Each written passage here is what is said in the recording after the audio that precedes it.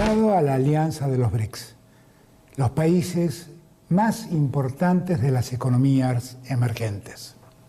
Se abre un nuevo escenario para la Argentina. Vamos a ser protagonistas de un destino común en un bloque que representa más del 40% de la población mundial y al mismo tiempo que seguimos fortaleciendo nuestras relaciones fructíferas, autónomas y diversas con otros países del mundo. Es una política de Estado buscar la integración con diferentes instancias a nivel regional y mundial, porque está probado que de ese modo aumentamos nuestras posibilidades de abrir nuevos mercados. Bueno, muy bien, ahí el anuncio del presidente Alberto Fernández. Bueno, un anhelo, ¿no?, de este gobierno. Recordaba también hace un rato las palabras de Cristina Kirchner en 2015, cuando con Lula, en escena, en un acto en la provincia de Buenos Aires, dice: Lula, vos tenés que ser nuestro embajador para poder ingresar al BRICS.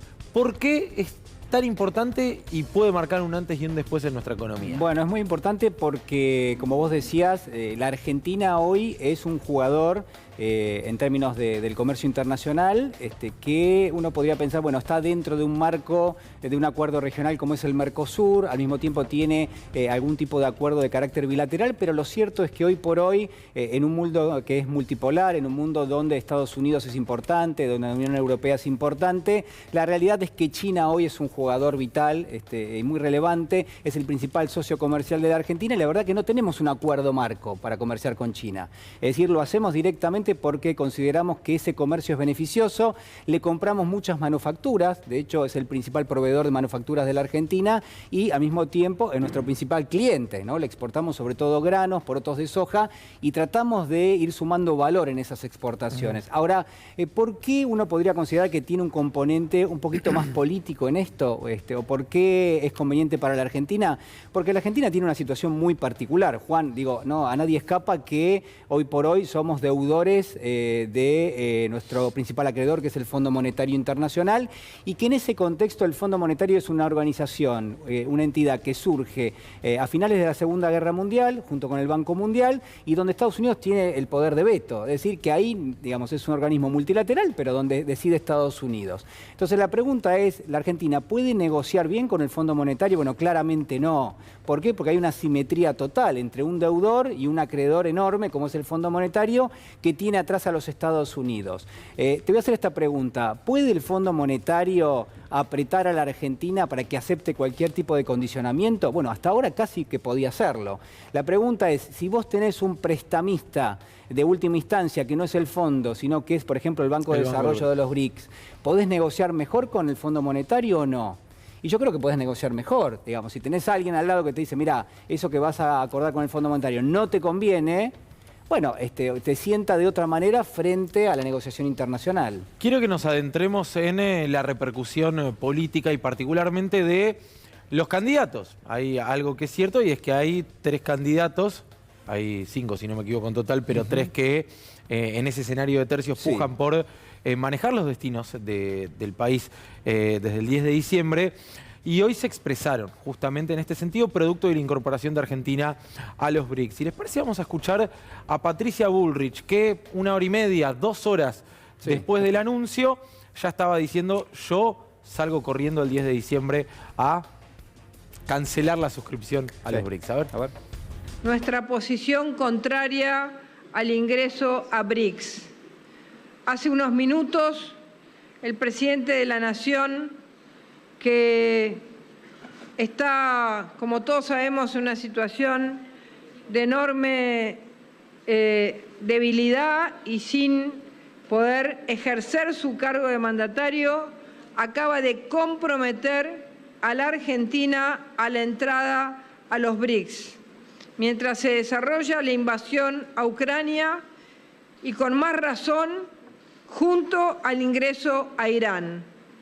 País con el que la Argentina tiene una herida abierta profunda por los ataques terroristas antisemitas en nuestro territorio y antiargentinos. Bueno, muy bien. A eso se sumó después Mauricio Macri en su cuenta de Twitter. Yo recordaba uno de los tweets de Mauricio Macri, presidente en aquel entonces, que estaba muy entusiasmado digamos. Ya estoy en Johannesburgo para participar como invitado en la cumbre de BRICS, el grupo de países con las economías emergentes más importantes del mundo. Es decir, cuando Argentina se incorpora a lo que Macri denomina el grupo de países con las economías emergentes más importantes del mundo, ahí está mal.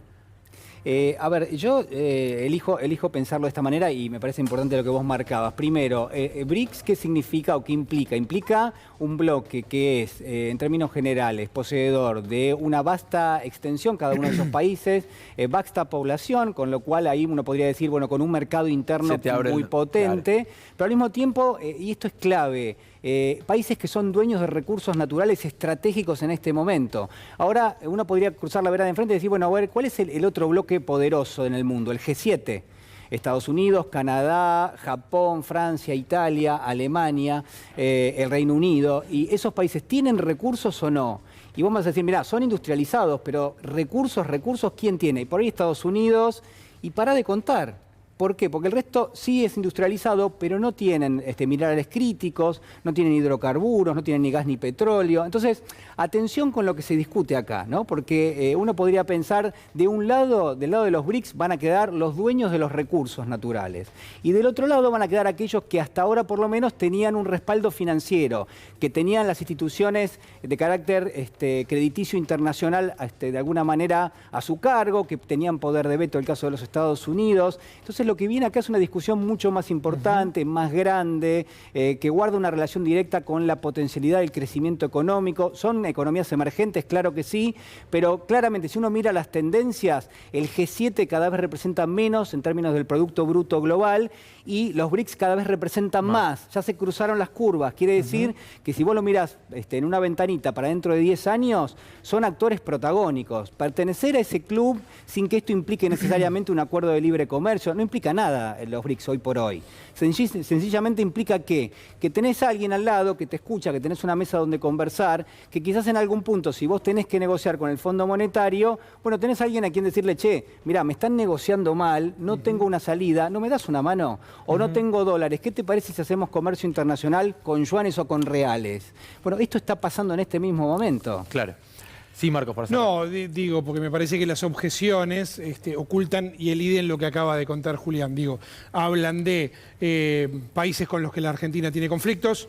Bueno, si es por esto no podríamos estar en ningún foro multilateral con el Reino Unido, por ejemplo, y no hay nadie de la oposición quejándose por esto. Países con situaciones de gobiernos que son dictatoriales, esto lo mismo, digo, formamos parte del G20, hay allí gobiernos de todas las características. Alguien dijo no al comunismo, lo dijo Javier Milei. La verdad es que uno no puede decir ni que Arabia Saudita, ni que Sudáfrica, ni que por supuesto Brasil sean comunistas. O sea, la verdad que todas las objeciones lo que ocultan son lo que acaba de describir Julián. Alguna vez a Fernando Henrique Cardoso, que no fue el peor presidente liberal de Brasil, pero fue un presidente liberal, se le preguntó, ¿y si no es con esta idea, sujeto a los Estados Unidos, ¿cuál sería el plan B? Y Fernando Henrique Cardoso dijo, no hay plan B. Bueno, después de Fernando Henrique Cardoso vino Luis Ignacio da Silva y demostró que sí había plan B. El gran problema con Milei y con Patricia Bullrich es que nos quieren hacer creer que no hay plan B. Y sí lo hay, lo acaba de escribir Julián. Voy a dar un dato que me parece importante y que me lo reveló hoy una alta fuente, altísima fuente. Me dijo, ¿sabés cuándo el Fondo Monetario nos dio el ok para girar los recursos, los 7.500 millones de dólares que anunció el gobierno en las últimas horas? En el mismo momento que se enteró que Argentina iba a ingresar en los BRICS. Entonces, digamos, bueno, ahí está la negociación. Digo, para que se entienda con qué cartas se está jugando en este momento. Gracias, Juli. No. Bueno, muy bien. Seguimos en el diario. Última tanda y tenemos mucho más hasta las 20. Dale.